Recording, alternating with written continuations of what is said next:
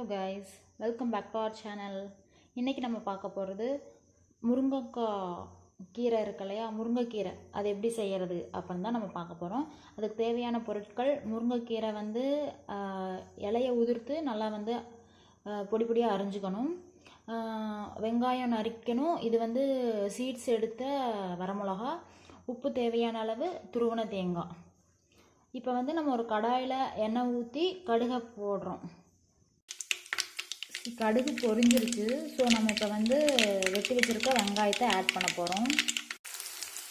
நம்ம வெங்காயத்தை ஆட் பண்ணிட்டோம். வெங்காயம் நல்லா வதங்க வரைக்கும் நம்ம நல்லா வதக்கணும். பாருங்கள், வெங்காயம் நல்லா வதங்கிருச்சு.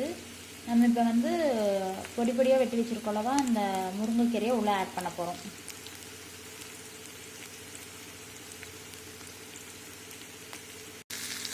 முருங்கைக்கீரையை உள்ளே ஆட் பண்ணி நல்லா வதக்கிக்கணும்.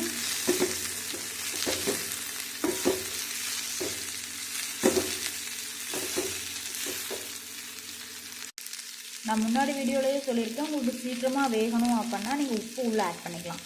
ஸோ இப்போ நம்ம வந்து கொஞ்சம் உப்பு லைட்டாக சால்ட் உள்ளே ஆட் பண்ணிக்கலாம். முருங்கைக்கீரை நல்லா வெந்துருச்சு. ஸோ நம்ம இப்போ துருவன தேங்காய் உள்ளே ஆட் பண்ணிட்டோம். தேங்காய் ஆட் பண்ணியாச்சு. இதை நல்லா வதக்கிட்டு உப்பு பாருங்கள், உப்பு பார்த்தலன்னா உப்பு ஆட் பண்ணிக்கோங்க. பாருங்கள், இப்போ நம்மளுக்கு டேஸ்டியான முருங்கைக்கீரை பொரியல் ரெடி. இதை நீங்கள் செஞ்சு பார்த்துட்டு எப்படி இருந்துச்சு அப்படின்னு சொல்லிட்டு கமெண்ட் பாக்ஸில் சொல்லுங்கள். தேங்க்ஸ் ஃபார் வாட்சிங்.